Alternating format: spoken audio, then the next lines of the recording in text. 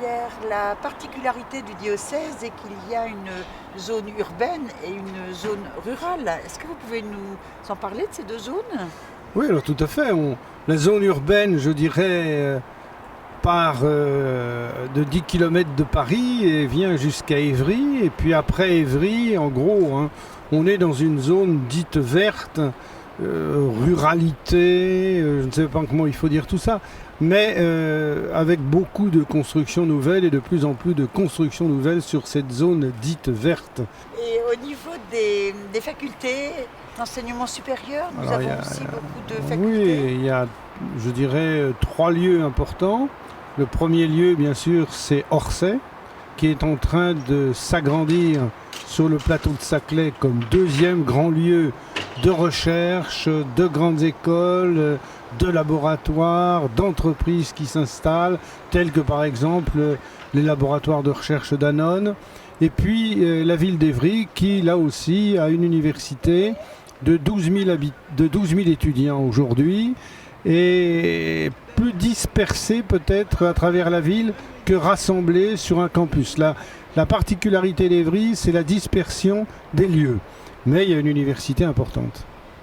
Au point de vue transport, je crois qu'il faut noter que nous sommes aujourd'hui dans une période où les transports vont se renouveler, puisque nous allons avoir une liaison Massy-Évry avec un tram, d'autre part Massy, l'aéroport d'Orly, que nous avons également la fameuse ligne 18 qui va desservir tout le plateau de Saclay, et puis je n'ai pas parlé, mais on pourrait aussi citer la gare de TGV quand même, qui est un point fort, puisque je crois 60 TGV par jour aujourd'hui à Massy.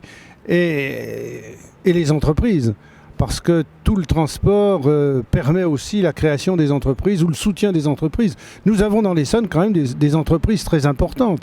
Nous avons par exemple Safran, nous avons bien sûr la SNECMA, nous avons le siège social du groupe Accor, nous avons aussi la fusée Ariane Espace.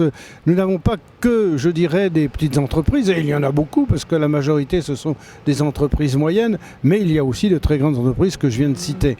Et je crois que les transports favorisent l'implantation des entreprises, et s'il n'y a pas de transport, ça pose une question bien sûr sur le problème du développement et tout particulièrement le travail. Voilà ce que je peux dire. Puisqu'on parle travail et puis on a parlé aussi des facultés, au niveau des jeunes, la jeunesse du diocèse, il y a énormément de jeunes sur notre diocèse. Le diocèse est jeune, hein. On disait que la ville d'Évry était de l'âge moyen de 27-28 ans, oui, 27-28 ans, donc beaucoup. On voit bien dans une ville comme Évry, on construit des écoles. Je dirais c'est des points forts, c'est Évry-Massy. Massy, je crois qu'il y a eu plus de 2000 enfants en 2 ans d'arrivée, 3 ans. Et on a construit je ne sais combien d'écoles. Ce sont des lieux qui se développent, et à partir du moment où ça se développe, il y a de la jeunesse qui arrive. Autre particularité pour notre diocèse, c'est le grand centre pénitentiaire de Fleury. Bien sûr, le centre pénitentiaire qui est aussi un centre pastoral, puisque là nous avons des aumôniers, des laïcs pour l'animation spirituelle de ce lieu. Et c'est la plus grande prison d'Europe, elle est faite de 3 parties. La première, bien sûr, c'est la prison des hommes, en gros 3500, la prison des femmes entre 4 et 600, et la prison des jeunes, pareil, entre 4 et 600 détenus. C'est un lieu pastoral que tous les évêques ont soutenu, et aujourd'hui je crois que le dimanche ou le samedi, vendredi, samedi, dimanche, on a à peu près 100 personnes qui passent pour l'animation spirituelle. Avec des aumôniers Avec des aumôniers, bien sûr, soit des aumôniers je dirais nommés par l'administration, la justice, soit des aumôniers de type bénévole, soit des prêtres qui viennent célébrer à l'occasion soit des grandes fêtes, soit des dimanches. Et puis notre évêque aussi qui baptise souvent en prison, qui confirme aussi, et qui dans les grands moments, je dirais la Semaine Sainte, Pâques, la Pentecôte, on pourrait dire toutes les fêtes religieuses et Noël, l'évêque y est très présent. D'accord. Et il m'a semblé entendre qu'il y aurait un geste de partage ou de fraternité pour le jubilé, lors du jubilé de la diocèse avec la prison. En effet, je crois que il faut que je dirais, l'année jubilaire ne soit pas une année de repli sur soi, mais au contraire une année d'ouverture. D'abord, c'est l'année de la miséricorde, et une année d'ouverture en direction de ceux dont nous n'avons pas à juger les comportements, mais qui sont nos frères. Et il ne faut pas oublier que le Christ, quand même, j'étais en prison et tu m'as visité. Et je crois que l'année du jubilé, c'est pas de se restreindre ou de se retirer sur soi, mais c'est en définitive de vivre ces phrases de l'évangile de Matthieu. J'avais faim, tu m'as donné à manger.